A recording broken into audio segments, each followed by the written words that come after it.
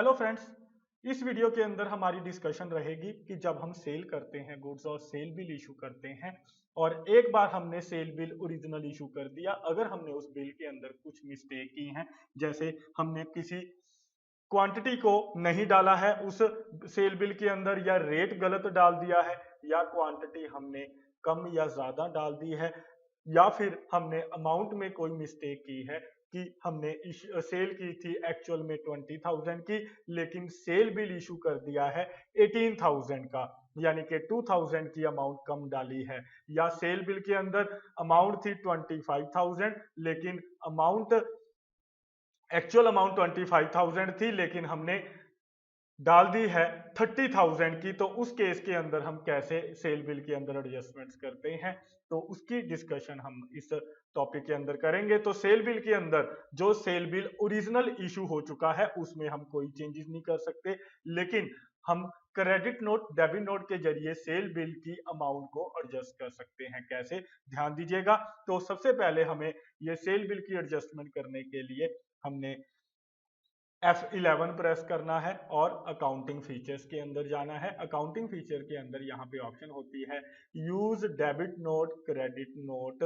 यहाँ पे आप या तो यहाँ से एक्टिवेट कर सकते हो यूज डेबिट क्रेडिट नोट, अगर आपने अकाउंटिंग के बेस पे एंट्री डालनी है debit note credit note invoice के अंदर। लेकिन अगर आपने स्टॉक आइटम के बेस पे भी एंट्री डालनी है, स्टॉक आइटम की भी एंट्री डालनी है, तो आपने F2 प्रेस करना है और यहाँ पे ऑप्शन होती है यूज डेबिट क्रेडिट नोट। ये देख सकते हो यूज लिखा हुआ है डेबिट नोट क्रेडिट नोट, और record credit note invoice mode में अगर एंट्री डालनी है, record debit note invoice mode में एंट्री डालनी है, इसको आपने यस करना है। तो आप इन्वेंट्री के बेस पे भी क्रेडिट नोट डेबिट नोट की एडजस्टमेंट कर सकते हो। और उसके बाद आपने अकाउंटिंग वाउचर के अंदर जाकर ये एंट्री डालनी है।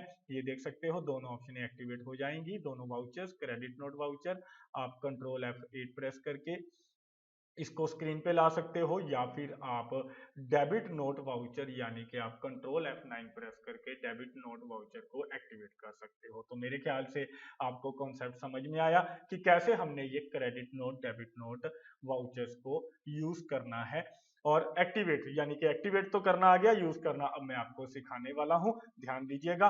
तो सपोज कीजिए हमने सेल की है 20,000 की गुड्स सेल की है, एक्चुअल सेल बिल जो है 20,000 का है, लेकिन हमने गलती से क्वांटिटी दो थी, यानी कि कोई आइटम थी ऐसी जिसकी क्वांटिटी कम डाल दी, जिस वजह से एक्चुअल सेल हमने 20,000 की थी, लेकिन सेल बिल के अंदर हमने 18,000 की अमाउंट डाल दी, क्योंकि हमने क्वांटिटी को कम डाला। हमें क्या करना पड़ेगा, सेल की है हमने तो हमने अमाउंट कम डाली है, यानी कि जब हमने सेल बिल इशू किया अमाउंट डाल दी 18,000, यानी कि पार्टी को डेबिट किया है 18,000 से, और करना चाहिए था पार्टी को डेबिट 20,000 से, 2,000 से कम डेबिट किया है तो हमें 2,000 से और डेबिट करना पड़ेगा। इसके लिए हम उसको डेबिट नोट इशू करेंगे। तो ध्यान रखना है, अगर सेल बिल के अंदर हमने अमाउंट कम डाली है और ज्यादा अगर हमने अमाउंट डालनी है, यानी कि मान लीजिए ये हमारा डेबिट नोट जैसे कि देख सकते हो हमने ओपन कर लिया है। यहाँ पे हम पहले ओरिजिनल सेल बिल नंबर डालेंगे, जो हमारा सेल बिल ओरिजिनल था उसका नंबर और उसकी डेट। और यहाँ पे हम मान लेते हैं हमने पहले अमित ट्रेडर को सेल की थी, हमने एक्चुअल में सेल इसको 20,000 की थी, लेकिन सेल बिल हमने गलती से इसको 18,000 का डेबिट करके इशू कर दिया। अब हमें इसको 2,000 से और डेबिट करना है अमित ट्रेडर को, इसीलिए इसको डेबिट नोट हम इशू करेंगे। और यहाँ पे बायर डिटेल के अंदर हम सिलेक्ट करेंगे उसकी स्टेट और उसकी टाइप की वो कंपोजिट डीलर है या रेगुलर डीलर या अनरजिस्टर्ड डीलर, तो हम इसमें से सिलेक्ट करेंगे। मान लेते हैं वो रेगुलर डीलर है और उसका यहाँ पे जीएसटीएन नंबर वैसे तो ऑटोमेटिकली आ जाता है, अगर आपने अमित ट्रेडर का अकाउंट क्रिएट करते हुए जीएसटीएन नंबर डाला है, नहीं तो आप डाल सकते हो। और उसके बाद यहाँ पे आप 2,000 अमाउंट डालोगे कि हमने अमित ट्रेडर से और 2,000 लेने हैं। और जैसे ही आप अमाउंट डालोगे ये बिल वाइज डिटेल ओपन होगी, यहाँ पे आपने एडजस्ट रेफरेंस के अंदर जाना है और यहाँ पे आपका सेल बिल नंबर आ जाएगा। जैसे मैंने यहाँ पे ओरिजिनल सेल बिल नंबर डाला था 7806, तो यहाँ पे जहाँ पे नेम लिखा हुआ है यहाँ पे आपका नंबर लिखाएगा 7806। लेकिन यहाँ पे फिलहाल 10 लिखा हुआ है, आप मान लीजिए यहाँ पे 7806 लिखा हुआ है। हमने सेल बिल इसको इशू किया था, इसमें हम 2000 की अमाउंट को और इंक्रीज कर देंगे, यानी कि पहले अमाउंट 18,000 की होगी सेल बिल के अंदर, अब ये 2000 प्लस हो जाएगा, टोटल अमाउंट हो जाएगी 20,000 की, जो हमने अमित ट्रेडर से लेनी है। और उसके बाद हम क्रेडिट करेंगे सेल को। अगर हमने लोकल सेल की है 12% पे, तो हम 12% क्रेडिट कर देंगे। 18% पे सेल की है 18%।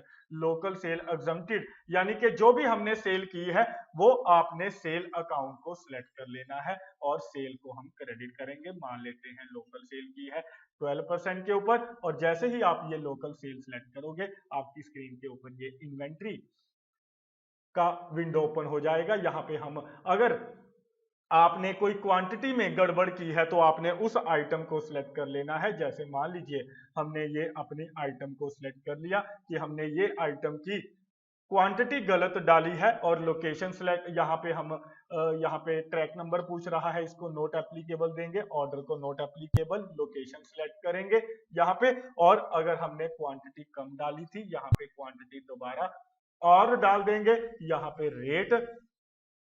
अगर हमने कोई गड़बड़ की थी, वैसे तो रेट की बात नहीं कर रहा मैं, फिलहाल क्वांटिटी की बात कर रहा हूं। मान लेते हैं हमने क्वांटिटी में गड़बड़ की थी, हमने पहले क्वांटिटी कम डाली थी, 2 हमने यहाँ पे डाल दिया, और रेट डालना था हमने 1000 के हिसाब से, और यहाँ पे ये टोटल अमाउंट 2000 आ जाएगी। इस तरीके से हम ये एडजस्टमेंट करते हैं। ध्यान से देखिए, हमने आइटम सेलेक्ट की, हमने मान लेते हैं बिल के अंदर क्या गड़बड़ की थी, रेट की गड़बड़, क्वांटिटी की गड़बड़ की थी। हमने क्वांटिटी कम डाली थी, हमने टू पीस कम डाले थे, 1000 के हिसाब से हमने 2000 अमाउंट टोटल डाल दी है। ऐसे हम अगर क्वांटिटी में गड़बड़ करते हैं, क्वांटिटी आप डाल सकते हो। अगर आपने अकेले रेट में गड़बड़ की है, ये भी ध्यान से सुनिए, अगर रेट में गड़बड़ की है, क्वांटिटी ठीक डाली है, तो आपको यहाँ पे कोई भी आइटम सिलेक्ट करने की जरूरत नहीं, क्योंकि रेट में गड़बड़ हुई है।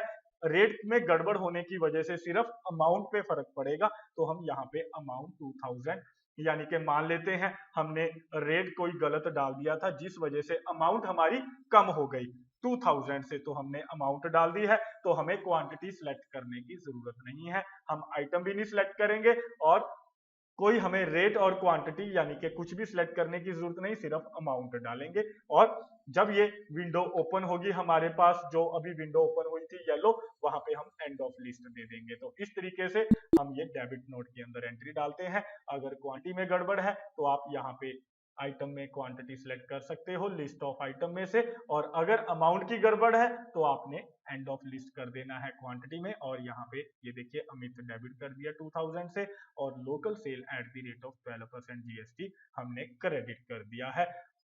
अब हमने अमित से 20,000 लेने हैं, पहले 18,000 का उसको हमने बिल इशू किया था। तो मेरे ख्याल से आपको कॉन्सेप्ट क्लियर है। और अगर आप इसके अंदर जीएसटी भी लगाना चाहते हो तो आप जीएसटी भी लगा सकते हो। तो ये हमने लोकल सेल 2000 यानी कि हमने क्रेडिट किया है, और अगर आपको पता है जीएसटी भी लग रही है तो आप इसके अंदर आउटपुट जीएसटी यहाँ पे हम लगा सकते हैं। ध्यान दीजिएगा, यहाँ पे हम जीएसटी लगाएंगे।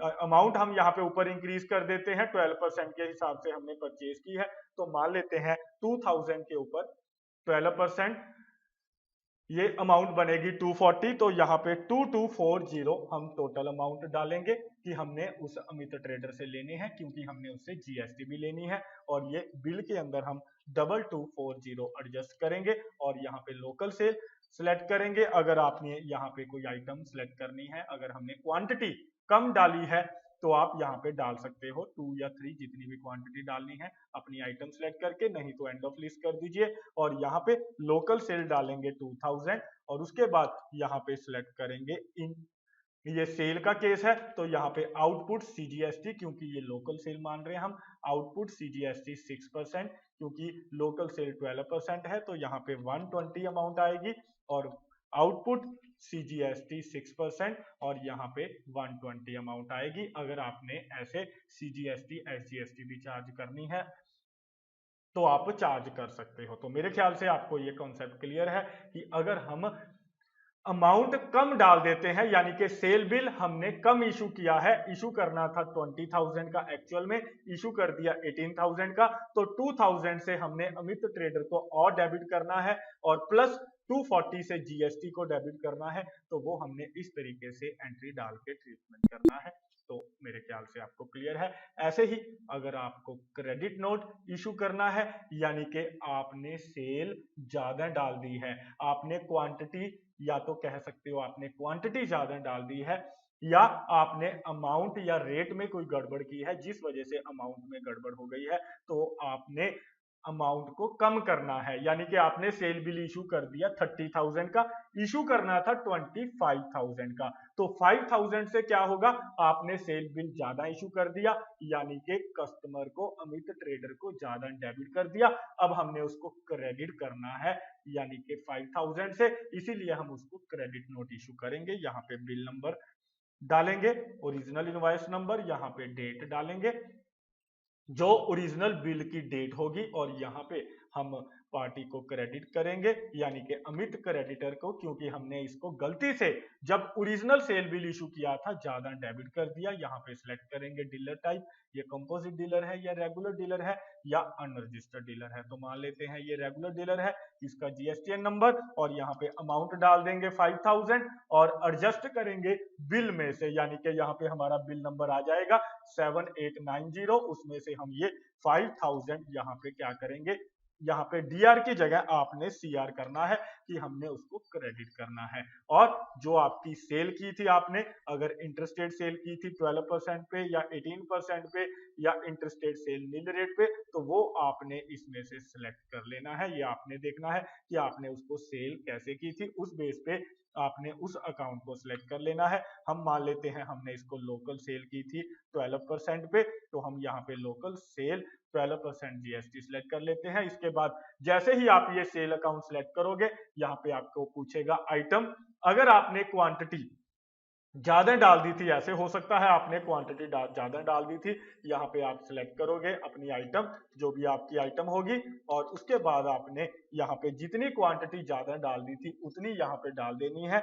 और जैसे मान लेते हैं 2 क्वांटिटी थी, रेट था 2500, हमने ज्यादा डाल दी थी, वो हम यहाँ पे डाल देंगे, और ये 5,000 जो है क्रेडिट हो जाएंगे, यानी कि ये क्वांटिटी हमने ज्यादा डाल दी थी पहले, अब ये 2 क्वांटिटी जो है इससे अमाउंट हमारी कम हो जाएगी। और अगर हमने आइटम जो है ठीक डाली थी लेकिन रेट गलत डाला था, तो आपको यहाँ पे आइटम सेलेक्ट करने की जरूरत नहीं है, यहाँ पे एंड ऑफ लिस्ट कर दीजिए। सिर्फ आपने जितनी अमाउंट का फर्क है आपका सेल बिल के अंदर, तो आपने उतनी अमाउंट से एंट्री डालनी है, यानी कि रेट अगर आपने गड़बड़ कर दी थी, क्वांटिटी ठीक डाली थी, तो आपने एंड ऑफ लिस्ट करके यहाँ पे सिर्फ इस तरीके से एंट्री डालनी है। अमित क्रेडिट होगा 5,000 से, लोकल सेल 12% जीएसटी डेबिट होगा। तो इस तरीके से हम ये क्रेडिट नोट में अगर हम सेल बिल की कोई एडजस्टमेंट करते हैं, क्वांटिटी की एडजस्टमेंट हो या अमाउंट की एडजस्टमेंट हो, हम एंट्री क्रेडिट नोट